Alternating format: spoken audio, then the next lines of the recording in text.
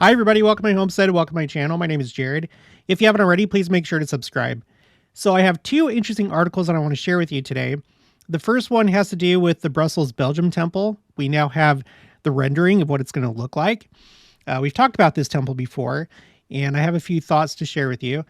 That came out on the 13th. And then this one, along with a bunch of other articles about this same story, came out on January 14th. President Nelson's 7-year anniversary. And it has to do with this archaeological site in the city of David, or in other words, the original Jerusalem, what was before Jerusalem, Salem, the city of Melchizedek, the city that David conquered. We've talked about this site before because as they uncovered it, they believed that this was Melchizedek's temple. So this video is going to be about temples, and it's going to be about Jerusalem, and we're going to talk about the BYU Jerusalem Center. The reason why is because I feel like it needs to be brought up every now and again, and it relates to what I'm about to share with you. So essentially, I tend to think that the BYU Jerusalem Center can be turned into a temple and therefore fulfill prophecy. For some reason, occasionally, I get a visceral reaction to that, almost kind of like an anger about the idea of that becoming a temple. I'm not saying the temple. I'm saying a temple, as in like one of many. I don't know if it's because people find comfort sometimes in the fact that, well, we still haven't seen the temple in Jerusalem yet, and so we still have a long time before the second coming. It feels like it's along those lines, people that don't want the second coming to be sooner than later. I don't know, but believe me, I've looked into it. I'm going to give you the rundown of the basics of what I know, but we'll start with this. So I really like how this is going to look. It's really interesting, the Brussels Belgium Temple. It is going to join a few other temples that are similar, where these temples are not like the traditional temple that we're used to. These are more like office buildings or apartment buildings, condo buildings. We got the Manhattan, New York temple. We have the Hong Kong, China temple, the Bangkok, Thailand temple that are part that you could put into this category. Now we have the Brussels Belgium Temple. In this one, it's actually a little bit different because from all the pictures that I've seen, it's not even like a standalone building. It looks like it's connected to these other buildings. It's not like these ones. Well, I don't know about this. I don't know about it looks like that might be connected. I don't know. If you know, let me know. The Manhattan one might be connected. The Hong Kong China temple is not. And the Bangkok Thailand temple is not, but Manhattan in Belgium, it looks like they probably are. So anyway, I don't have too much to say about this, other than just to show you this in case you didn't see it already. This is church news. But what I want to really focus on is this last paragraph right here. And we've already done this before, but they brought it up in this news article, how this temple, the building, was not originally built to be a temple. So think about the BYU Jerusalem Center. Sometimes people say, well, it was never meant to be a temple. And that could be, only the Lord knows. He's the one that writes up the plans. We don't know what his plans are unless he reveals it to the prophet. And then after that, the prophet reveals it to us, but it comes from him. He's the one that's in charge. But you have all these temples that at one time were built for some other purpose. So I have a spreadsheet. I can't remember when I made this, but it was a while ago. It's a timeline of some of these like unusual temples. Okay. Let's zoom in a little bit. So we're going to focus on column E, prior use. Okay. So the most recent one is this commercial building that was bought by the church and is being turned into a temple. You have the Provo City Center Temple, which was originally the Provo Tabernacle. There was a fire, and they renovated it and turned it into a temple. Same thing with the building that is now the Manhattan, New York Temple.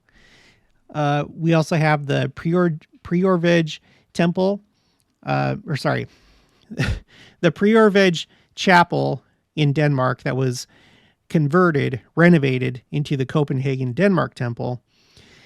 And then the earliest one that I have on here, this is back in 1997, you have the Uinta Stake Tabernacle that was renovated and turned into the Vernal, Utah Temple. So temples don't have to initially be built as a temple. They can be something else. Commercial building, tabernacle, multi-purpose building. I'm not sure exactly what it was before there, but I think it was the stake center before, but I don't know like what all the floors were for before it was a temple. And then another tabernacle, chapel. So, I mean, it could be anything. Any building could be renovated. It's not that hard to do. It costs money, but it's not like it's impossible to do. So I think that that's something that we need to keep in mind. So here's the BYU Jerusalem Center. You have like these top levels. There's like the auditorium right here. These lower levels are dorms for students and such. Okay. I just want to point out really quick, we have another building that we do know was built to become a temple in the future, the Independence Visitor Center. We find that out in a couple different places. President Alvin R. Dyer, who was a member of the first presidency, wrote a book called Refiner's Fire, where he talks about it in there. But you can also go to the David O. McKay Diaries on the University of Virginia's website, the section for Mormon studies. Go to Missouri. And this was built to currently be a visitor center until the time comes that the Lord reveals that it's time to turn it into one of the temples of the 24 temple complex. More on that in just a minute. But notice the similarity here, the architecture. You have this kind of like arcade like thing that goes around the building. This is called an arcade. And the BYU Jerusalem Center has the same thing. It's also interesting to point out that the capital city of Brazil has a new temple. It's relatively new, the Brasilia Brazil Temple. And it also has this kind of like arcade design. And it looks very, very similar to the BYU Jerusalem Center. I know that when they design a temple, they look to the local architecture, and I'm sure that that had an influence. But it could also be that it was inspired partially or mostly, who knows, by this. It can be both. Let's go to this really quick. This is my spreadsheet called Quotes A through Z. This is currently row 250 for Jerusalem, BYU Jerusalem Center. There's other ones that you can look at on your own time. I got Jerusalem Council of Unification, also Jerusalem Future Jerusalem Temple, and every quote that I've been able to find where someone has talked about the future Jerusalem Temple. Okay, so I'm not saying this lightly. I've done my research, but for this video, let me just share this quote. So I'm not going to read this whole thing, but this is from Church News, October 18th, 2019. Elder Holland shares miracles that made the BYU Jerusalem Center possible. He was the president of BYU at the time that this was constructed. And I'm just going to read kind of the red highlights, but you know, you can pause and read this or just come here yourself. But he says, maybe I should read this. The miracle that morning came from the fourth floor of the Salt Lake Temple, where a prophet, seer, and revelator prayed safety and protection down upon something the Lord wanted done in that land. Sometimes people take the view that like it's the church, you know, it's just the prophet and apostles, and they're just kind of like using their best judgment. And so they thought it'd be a good idea to have a BYU campus in Jerusalem. No. Sometimes I don't know how much of our church, like membership, actually believes that the prophet receives revelation from the Lord, and that it's the Lord that governs this church and guides it through the prophet and the apostles. The Lord wanted it done. He says that was one of 33 miracles, large or small, that happened to make the BYU Jerusalem Center possible. He talks about the opposition to it and just kind of gives the story. It seemed to be a message from heaven itself. And then I'll read these last three paragraphs.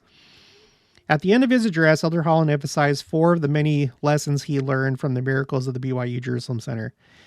Quote, and I don't use the word miracle lightly, he said. The Lord can do his own work. He would like us to help. Very often he needs us to help. But I testify in this case and many others, the Lord can do his own work. He did his own work there. Later on in the article, I don't know what it will mean a generation after we're gone or what future purposes the Lord will have for it, but I hope students from all over the world can be blessed by it. My testimony to you is that the Lord wanted that center built and has it there for great purposes that we now see only dimly. So, yeah, I guess those purposes could be something other than a temple, but I don't know why it couldn't be a temple. Let me make a couple of corrections here. I'm always changing the format of my spreadsheets, and I think I have it down now to how I have everything exactly how I want it. So, okay. So sometimes people will say, well, it's not in the right place because they have the assumption that it has to be on the Temple Mount, or that there can only be one temple in Jerusalem. What I'm showing you, and most of you are already familiar if you've been watching my channel, what I'm showing you is the Joseph Smith Papers website. This was the original plan for the city of New Jerusalem at the time of Joseph Smith. It was going to have 2 center blocks, or 2 blocks in the center of the city, and each block would have 12 temples for a total of 24. The ones on the east side would be for the Aaronic priesthood. The ones on the west side would be for the Melchizedek priesthood. And it's not clear how these temples would have been used. But from everything that we've studied, a lot of them would be like multi-purpose temples with different functions. If you go to the back, okay, you go to page 2, here's the original handwriting here, and here's the transcription. Yes, they are temples. It says the names of the temples to be built on the painted squares are, and then it goes through the different like offices of the priesthood and the name of, they're like in sets of 3. So you have like 3 for the deacons, 3 for the teachers, and so on. Okay. So New Jerusalem, one of the 2 world capitals, one being Old Jerusalem and one being New Jerusalem. New Jerusalem would not just have one temple. So when we're talking about Old Jerusalem, is it really so crazy to think, and here's the revised plat, they kind of changed it up. And this is the more recent, the most recent plan, I guess, that we have, unless something changes. But the New Jerusalem was going to have 24 temples. Is it so crazy to think that its sister city, Old Jerusalem, would also have multiple temples? This is headquarters. These are buildings that would have different purposes. For example, President Alvin R. Dyer said, I think he was talking about, if I remember right, he was talking about the deacons' houses, that they would be used for education, and one would be used for broadcasting, and just all this like stuff. So whenever we think of temples, we always think, oh yeah, well, if we built a temple in Jerusalem, it has to have a baptismal font, it has to have a celestial room. No, it doesn't. Look at the Kirtland Temple. There's different types of temples. Right now, the type of temples that we mostly need are these ones where we do the ordinances. But I'm not so sure that if Christ chooses to have like a headquarters temple, in the BYU Jerusalem Center, that it has to have all those things, or that it has to be laid out the same way as our typical temples that we have right now. And maybe that will be the first temple, and then maybe at some point a temple will be built on the Temple Mount, and then maybe after that another temple will be built somewhere else. Maybe it's going to be a city of temples. So I think we should be careful with our preconceptions of how things are supposed to be, because we have to consider all these other things. Let's continue. And then aside from just New Jerusalem, right now, today, there are cities in the world that have more than just one temple. We're looking at churchofjesuschristtemples.org, and they list Provo, Utah, Lima, Peru, Manila, Philippines, Sao Paulo, Brazil, and Mexico City, Mexico. They should also have South Jordan, Utah, because South Jordan has the Jordan River Temple and the Ochre Mountain, Utah Temple. So already we have cities that have multiple temples. So why wouldn't that be the case for Jerusalem? So, and then when it comes to, someone's going to say, no, we promised that we wouldn't use it as a temple. No. Unless you can show me. I've searched. I have found, I've looked through like church records and news websites and all this stuff. I think at one point I actually did a video where I found kind of like something about the agreement, but as far as I can tell, and the only thing that I've ever found is that we're not supposed to proselytize in Israel. We're not supposed to use this center as like a missionary headquarters. It's not supposed to be like a mission home or something like that. That's what the Jews are worried about. They're really against conversion. They're like very, very against conversion. And that's what their concern was. So when the time comes that the Lord decides, okay, now's the time to turn this into a temple. We're going to renovate it. It's going to be a headquarters temple. The conditions are right to where it's not going to upset the government, or maybe that's not even going to be relevant at the time that the Lord chooses to do it. There's so many possibilities. Just one day, the conditions may be right, and they would probably be right because the Lord made them right to where he could then turn it into a temple. The Lord can do anything. So, okay. And then let's move on to the second part of this video. Okay, so I check Israel 365 News frequently. I'm in contact with them. I've interviewed them and done different things with them. And sometimes they're the only ones that you can find certain stories about that have to do with like signs for the Jews. They cover they have a section called Biblical News, and they're very on top of like different things going on in Israel and Jerusalem. And this is one of those things. So, like I said, this was put out today, the day that I'm recording this, January 14th, President Nelson's 7-year anniversary. And this is something that we've covered before. Ritual complex dating to First Temple period discovered in Jerusalem's City of David. Then whoever wrote this included this scripture. You are a priest forever in the order of Melchizedek, from the book of Genesis. They don't put the exact reference. They put that because, let me show you. Oh no, did I not? Hold on. Yeah, I didn't bring this tab over and join it with these ones. Okay, so this is my spreadsheet called Timeline Archaeology.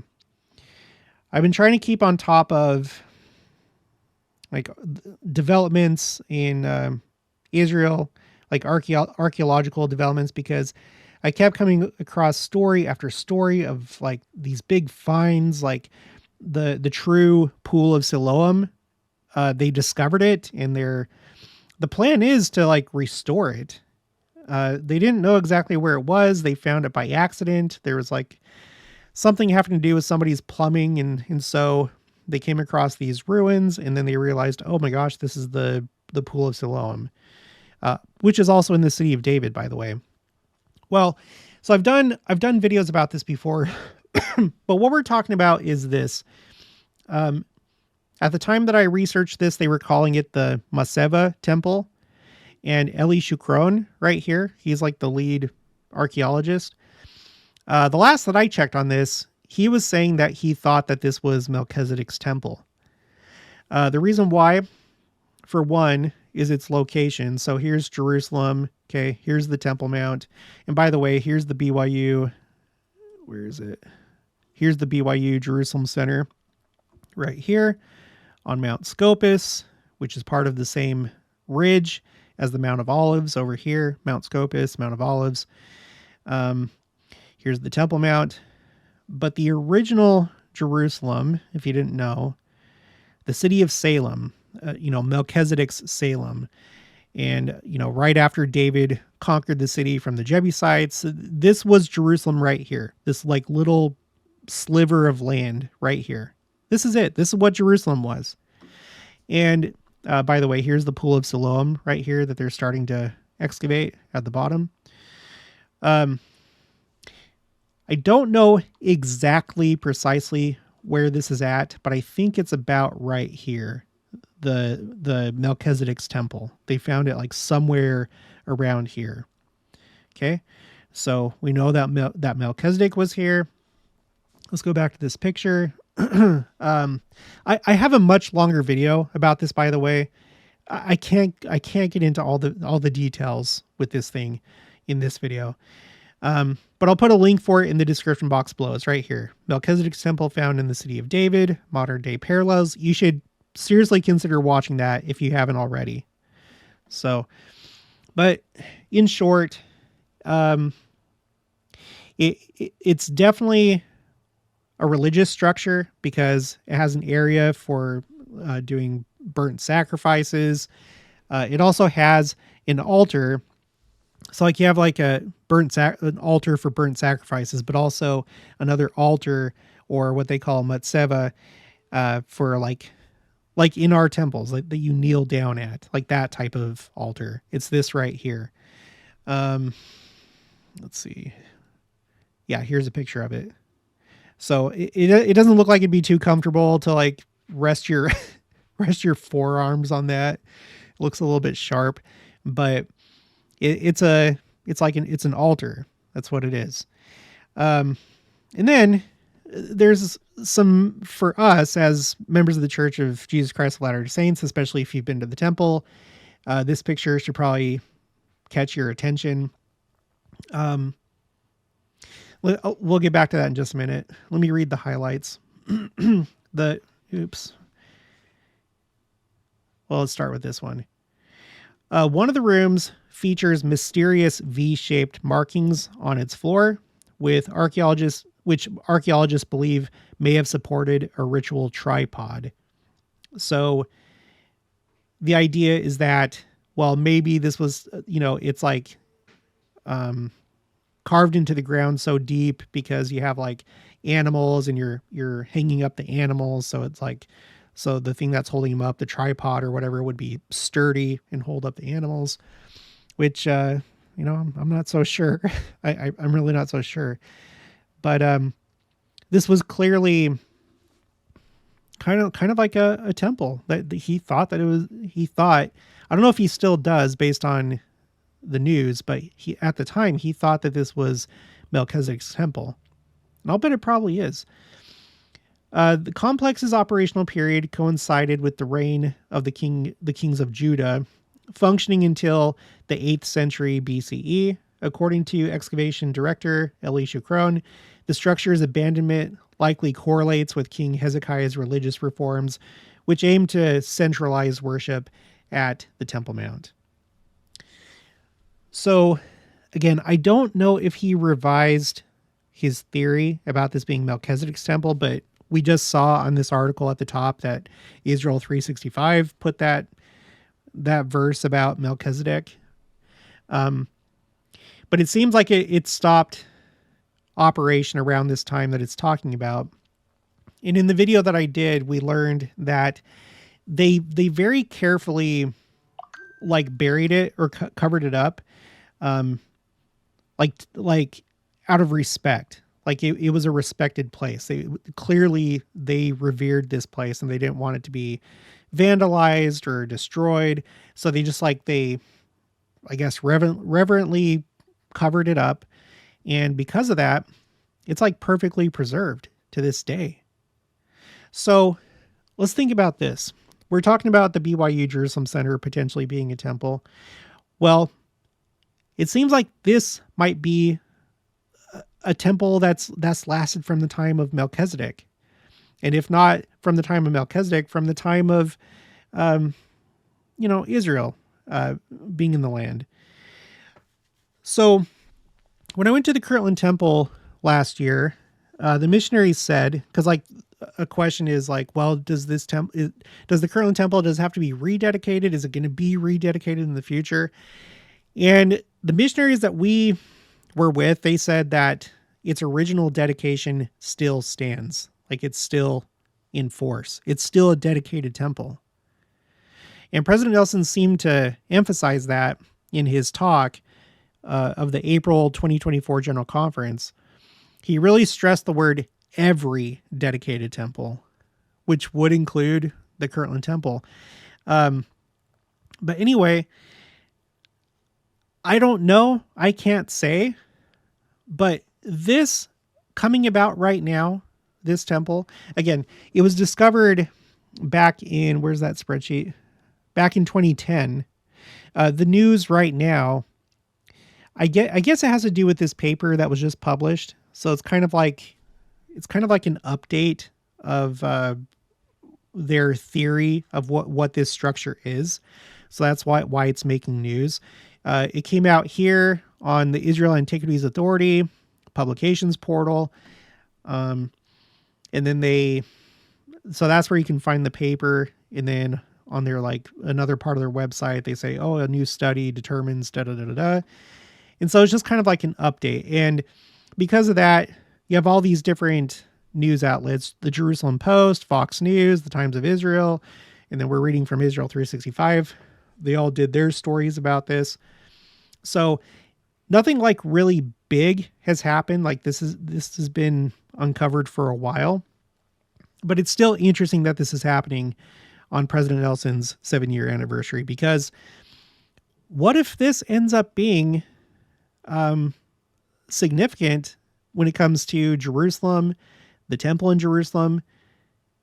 I mean, maybe this temple is still considered dedicated by the Lord.